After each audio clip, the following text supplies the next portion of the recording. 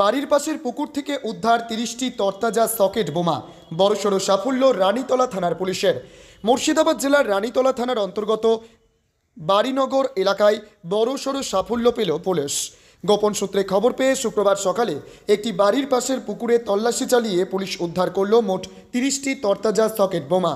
উদ্ধার হওয়া বোমাগুলো সম্পূর্ণ সক্রিয় অবস্থায় ছিল বলে পুলিশ সূত্রে জানা গিয়েছে।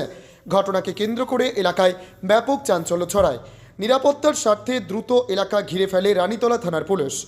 পরে বোমা নিষ্ক্রিয়করণ দলকে খবর দেওয়া হয়। বিশেষজ্ঞ দল এসে বোমাগুলি নিরাপদে নিষ্ক্রিয় করে উদ্ধার করে নিয়ে যায়। পুলিশ জানিয়েছে, কে বা কারা এই বিপুল পরিমাণ বিস্ফোরক সেখানে মজুত করেছিল তা খতিয়ে দেখা হচ্ছে। ঘটনার সঙ্গে জড়িতদের খোঁজে তদন্ত শুরু হয়েছে।